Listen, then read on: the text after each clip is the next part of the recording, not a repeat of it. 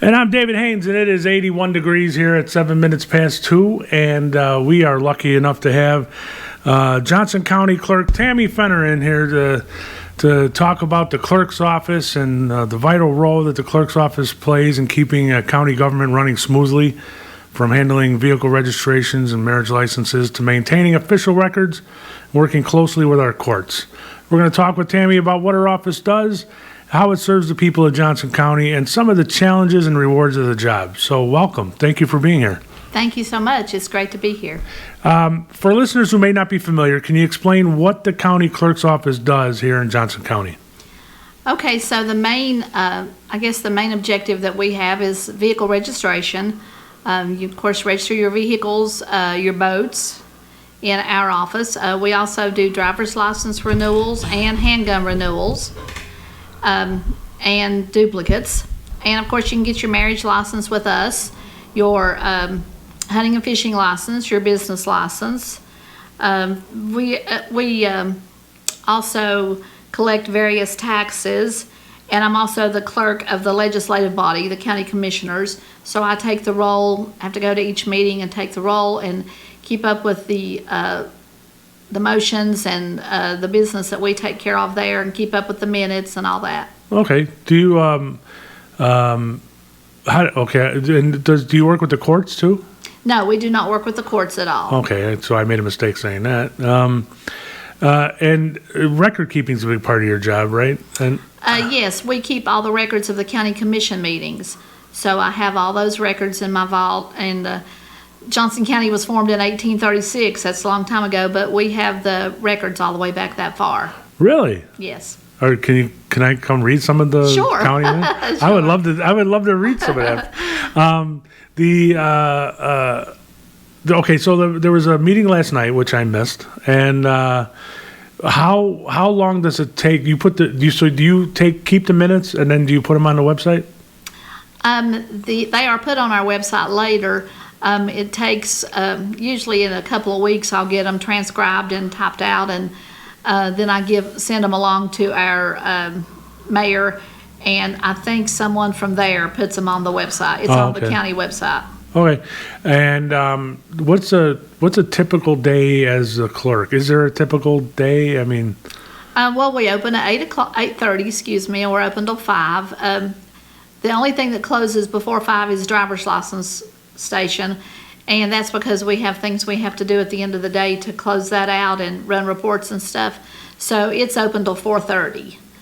And I will say that we can do driver's license issues and renewals for anybody, renewals or duplicates, but not first time. Like if it's a kid that's just getting their license, we can't do that. I was just about to ask you, because I was like, I had to go to Bristol to get mine when I moved here. Yes, and when you move here, you have to go to a station too. We usually send them to Elizabethton or Johnson City, because one of the big things is you have to have the eye test, and we don't have an eye machine.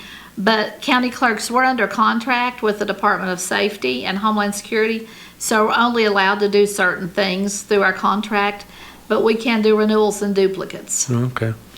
And you do license plates, right? Yes. Now, this occurred to me the other day because I had to get a license plate. I have, when you register a car, you have the blue plates in the office, right? Because I walked out with one. Yes. Now, all the in the office, there's the wall full of the different plates. Are all those plates available, or all of those are available? There's actually more. That's just the ones that we have had people ask for that we display.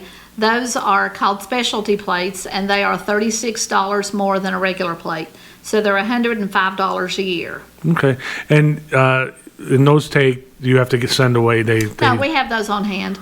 The only ones that you have to order is if you want one of those personalized. Okay. But all of those specialty plates, we have those on hand. Is personalized more expensive than a... Yes.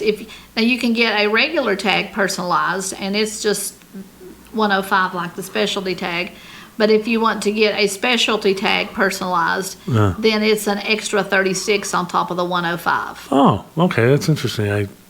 I wish I would have thought of it. Well, actually, that brings us to the thing. Can you only get those plates when you renew your plates, or can you No, if in the middle of the year you came in and you liked one, you say, I want to switch to that, you would just have to surrender the tag that you have, and we would have to take that up, and we would actually give you credit for what time is left on that tag, and you would just pay the difference. That's good to know. Right, because my daughter just bought a car. I got her plate, so maybe she'll want to do that. Right. What do you enjoy most about serving as a Johnson County Clerk? Probably just being with the people. I'm a people person, and so I love being around people all day long. I mean, I love the service part, I guess. Yeah. Not what I thought you were going to say, because the next, I already had a follow-up question to say, you deal with a lot of marriage licenses, right? You deal with a lot. We do. So you would have to deal with these young, nervous couples about to be married coming in. I would have thought that would have been the. But is that a fun thing to do? Yeah. It's all fun. I mean, of course, every job you have in the world is going to be trying at times, but I'm thankful for it. And like I said, I've done it my whole life, so it's pretty much all I know. But and looking ahead, do you have any goals? Do you have? What are the goals for the clerk's office for the next few years? Well, one of the things that we're getting ready to switch to, and we're just waiting on our software company to make it available, is we take all forms of payment, but we're getting ready to get the Apple Pay or Tap. Oh. Phone, where you can pay that way. But we're just waiting on our software company to get us the equipment. We have it ordered, so that's going to be good. And how many people? Whenever I've been there, it's rarely been a line. The busiest times is the first of the month and the end of the month, because everybody waits till the last minute, to do things. We're all that way. Yeah. Middle of the month is not too bad. It's a little bit busier sometimes at lunch, because we take turns going to lunch so we can keep the office open during lunch. So only 2 or 3 will be there during lunch. So it gets a little hectic sometimes then, but we try to move them out as fast as we can. Well, I just thought of a personal question here. Okay, so my motorcycle has been in the repair shop all summer long. And so that means I just realized when I was over there the other day to check on it that I had not renewed my plate. So it expired August 1st. So is there a penalty if you wait too long? There's no penalty.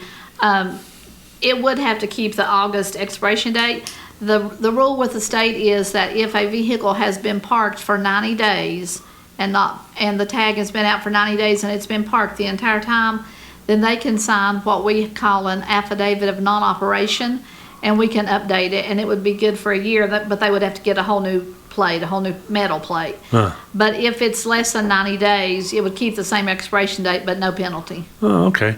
And the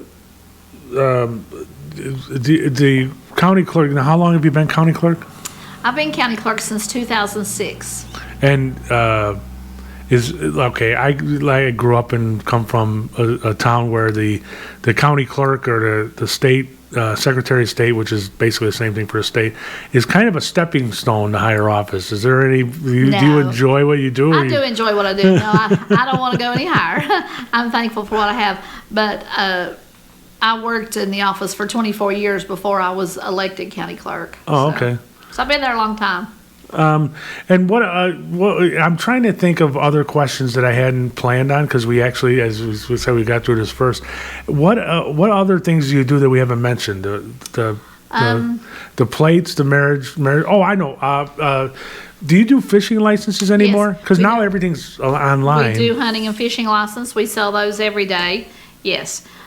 We do those for residents and non-residents. We register your boat. Say you buy a new boat. In the summer, of course, we do a lot of boats.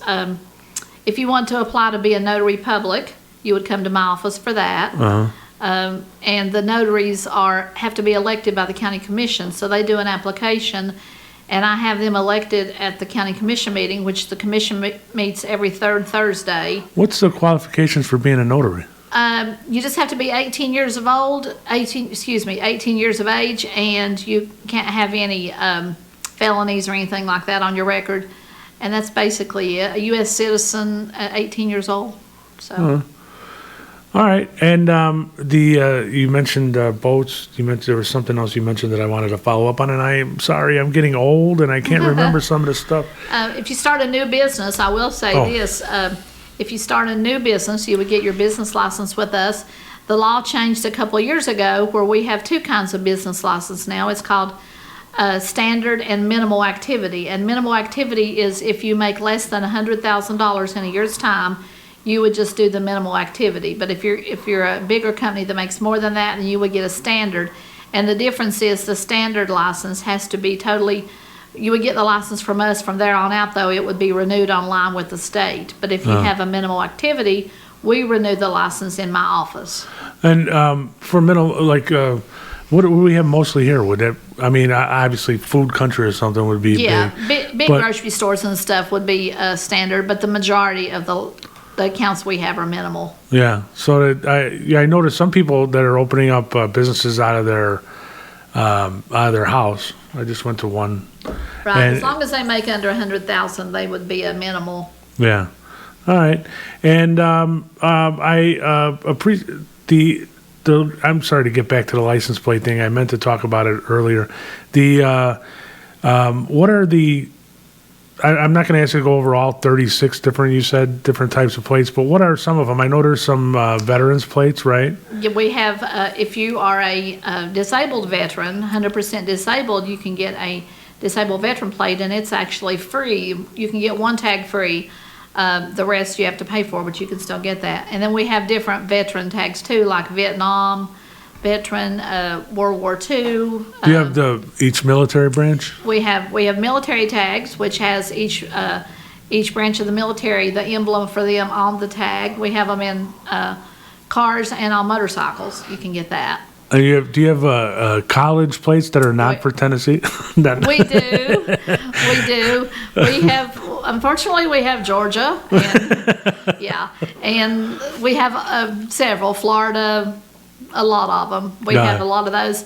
The most popular tag seems to be lately is the black tag. I don't know if you've seen those on cars. No. But it's a solid black tag, and a lot of people really like that. I wonder why. It looks...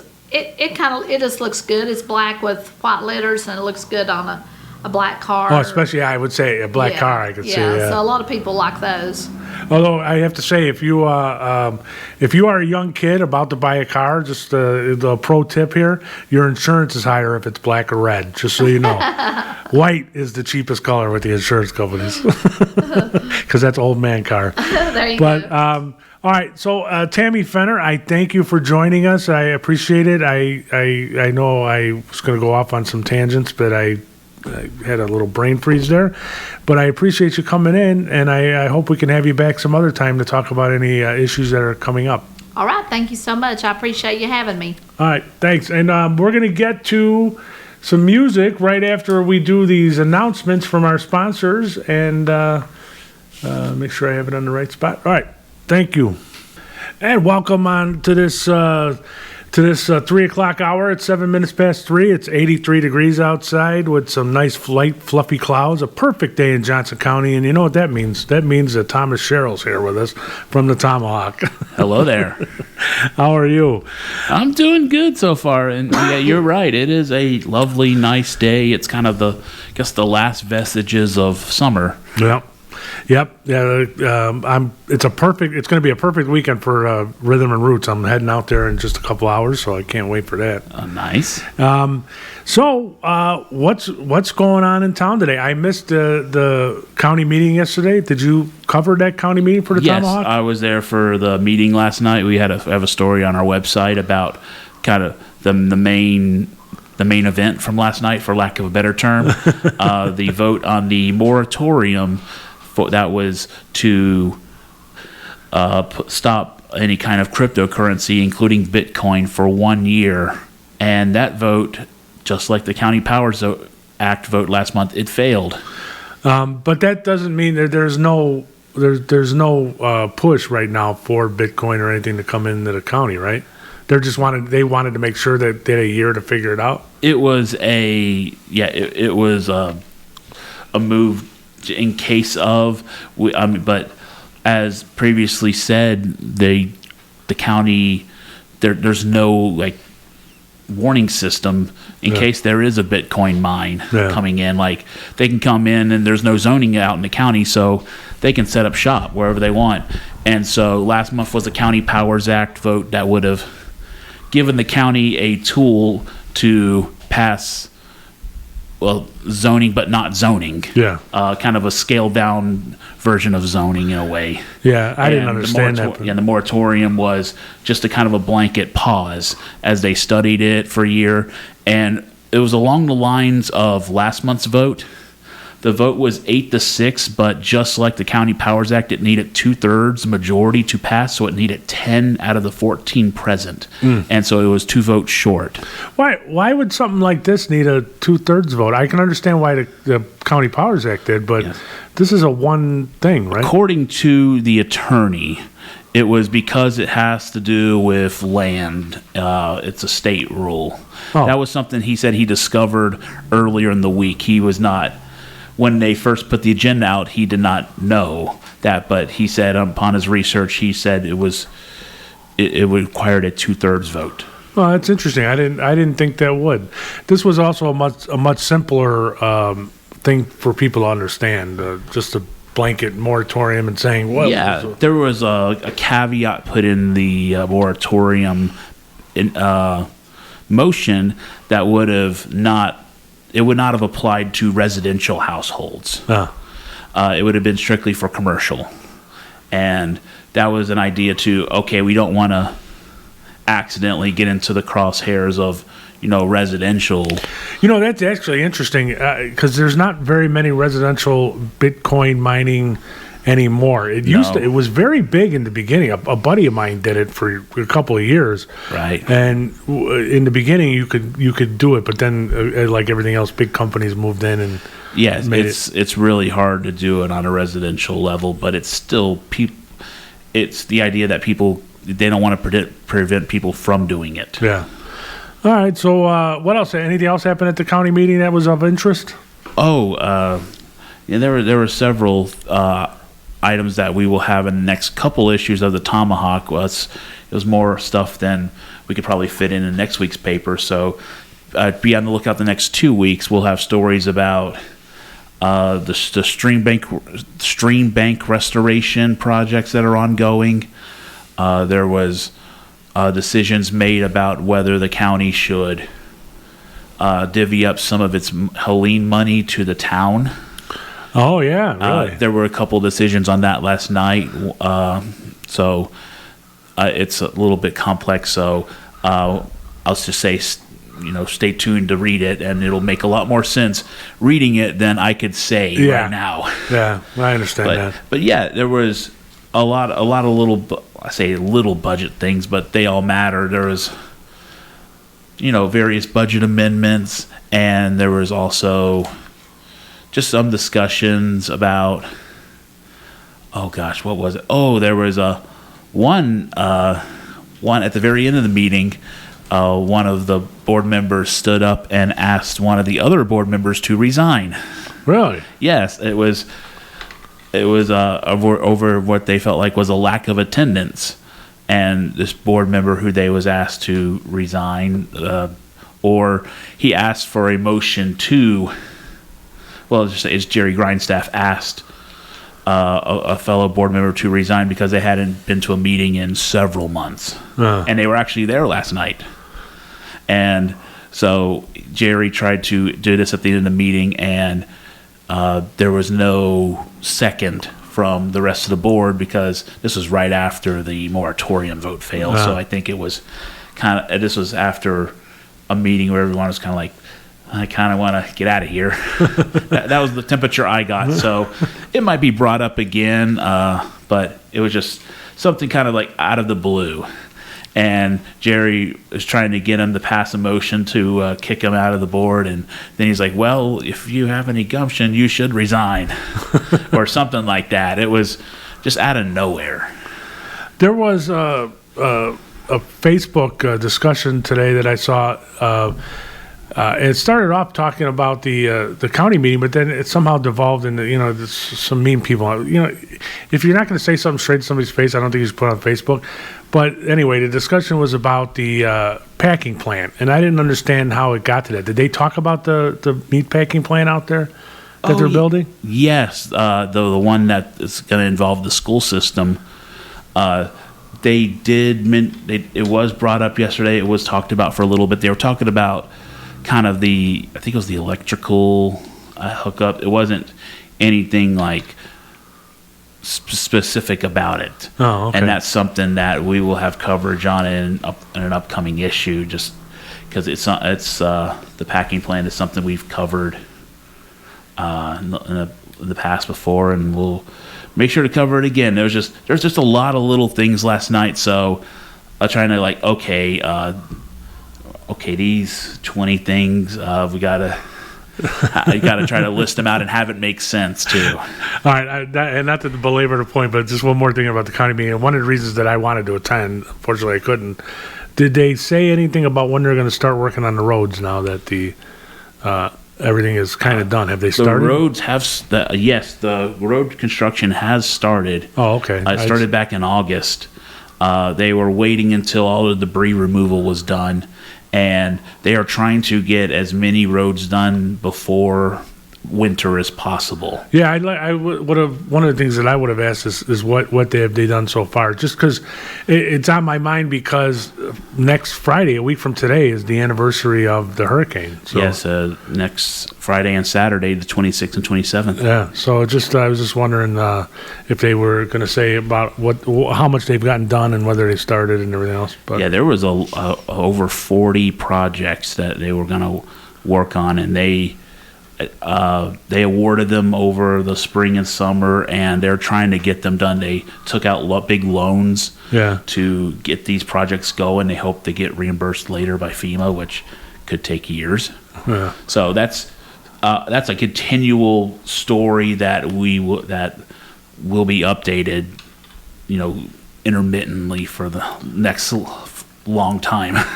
All right. So what other big stories going on this week? So earlier this week I was in court for the initial court appearance of Kevin Proffitt, who is accused of murdering his brother. So it was his brother. His brother Kirby. Yes, it was confirmed. It was his brother Kirby. And according to affidavits and in the court files, allegedly. Now we have to always say allegedly, because we're innocent before proven guilty here. Right. Is this stemmed from a disagreement about opening a safe that contained arrowheads? Really? Yes. Well, sometimes fights start over the stupidest things. I actually handled a homicide in Chicago years ago about somebody who took the last chicken wing at a family dinner. So I suppose it's God. It's unfortunate, and it was one of those situations where the police showed up, and Kirby was already deceased, and so the shooting had happened an hour or two beforehand. And a couple days later, after interviewing neighbors, they arrested Kevin, who is being held in the Johnson County Jail on, I think it was $1 million bond. And his next appearance in court, I believe, is October 9th. And they're going to do the preliminary hearing to determine if they have probable cause to go to a grand jury. All right. And anything else going on last week? We had the center page about the playground equipment, and that image is already outdated because that playground is gone. Yeah, they were out there working on it the other day. I was playing around with my drone and was taking a video of them tearing stuff down. Yeah, it is gone, and I believe today is the date that the new playground equipment was shipped. Did they say who took the old playground equipment? There's actually a fun story about that that was auctioned.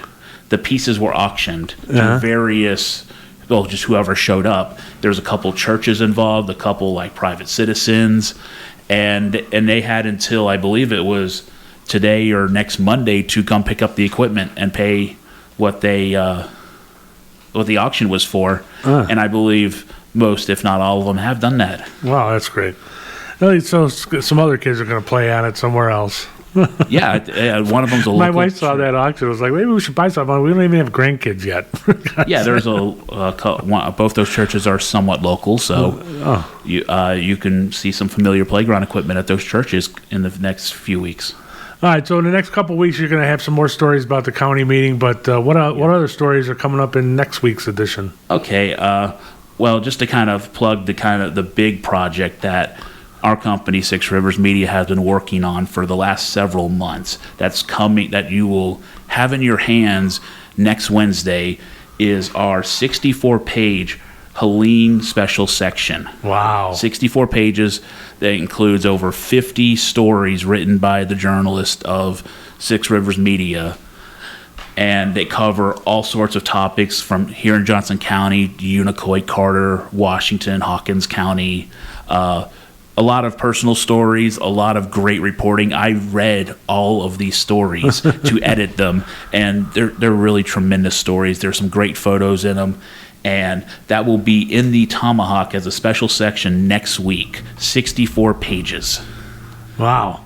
All right, so look forward to that. Is that just part of the paper? That is part of the paper. There's not going to be any. It's still going to only be $1, right? It is $1.50. $1.50 for the single copy. That will include the 64-page special section along with your 16-page Tomahawk.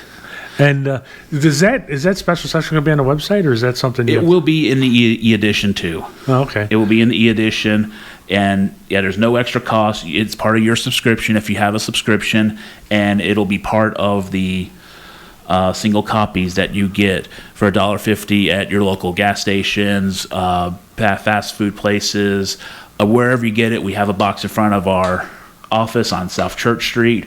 There's one at the post office. There's one at the food country across the street from us here.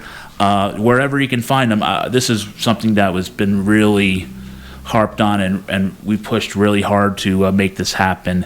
And I've seen it. I've seen what it looks like, and I think it'll be something you'll want to keep and read. I don't expect you to. We're not going to quiz you on all 50 stories. There's not going to be a quiz at this, but it's something to hold on to and just have with you and read over the course of however many years you hold on to it, because we feel like it's that important, and because Helene was such a major event here that it deserved that type of reporting. Right, and you know what? I mean, the tragedy of it and the cleaning up of it over the last few months, and it's still going on. I mean, there's still have fallen trees around my house. Eventually, this is going to be something in the past, and eventually, we're going to look back at this is a major incident that people want to remember in the years ahead. And locally, we will have a story in the actual Tomahawk next week about the tree replanting that's happening next Saturday at Cunningham Park, where they're going to replant seedlings from the old heritage oak tree that fell. They're going to be replanting that on the 1-year anniversary next Saturday. Oh, I'm gonna have to. Are they going to have is it going to be like a ceremony, or are they? Yes, there's going to be a ceremony. It's going to be by the Long-Term Recovery Group. There's a whole bunch of events that they're sponsoring starting Wednesday, and we will have all those details in this coming Wednesday's Tomahawk. All right, and then I will talk about them next week so we can get people out there. I especially want to go to the planning, get some pictures. That'd be nice. Then we got the week after that, we got the Johnson County Fiddlers Convention coming on October 3rd. The 100th Fiddlers Convention. So that should be a big event. We got, what else we got? We Bristol Rhythm and Roots. We got the planting of the tree. Then Cranberry Festival. The Cranberry Festival's coming up. That's right. It's Shady Valley. Shady Valley, yes. I've not been around for one, but I've heard that their parade is second to none. All right, I'm looking forward to that. I've never been around for that, but I love Shady Valley. It's such a beautiful place. Absolutely. If you haven't been out there, and I'm talking to people who probably have, but it's worth heading out there. The leaves are changing. It'll look gorgeous. It'll be a great parade and celebration of cranberries. I mean, cranberries are awesome. They taste great. They smell good. All right. So, as one last question before we go, Thanksgiving's coming up, and cranberries. You brought it up. What do you prefer? Fresh cranberries or the ones in the cans that are gel? Can I plead the fifth? All right. Well, thank you for joining us, and we'll see you. Oh, not next week, right? Because Yes, unfortunately, I will not be here next week, but I will be back in For 2 the weeks. Fillers Convention. It'll be October by then. Yep. All right. So thank you for joining us, and we will talk to you soon. And then we will get back into the music right after a couple of quick announcements here from our fine sponsors.